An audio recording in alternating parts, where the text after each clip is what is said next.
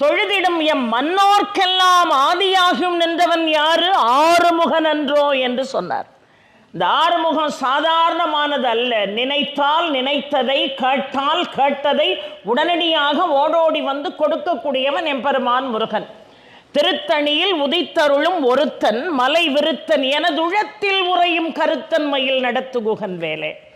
அப்பேற்பட்ட தொன்மையான, அப்பேற்பட்ட பழமையான, பழமைக்கும் பழமையாக புதுமைக்கும் புதுமையாக இருக்கக்கூடிய அந்த முருகப்பெருமானை என் மனதிற்குள்ளே, இந்த மனம் என்னும் குகைக்குள்ளே நான் கருத்தாக வைத்து வழிபட வேண்டும் என்று அருமையாக நமக்கு வழிகாட்டுகிறார்.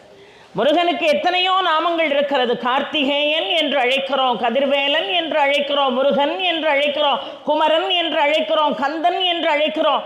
எத்தனையோ நாமங்கள் கொண்டு அவனை அழைத்தாலும் அவனுக்கு மிகவும் பிரசித்தி பெற்ற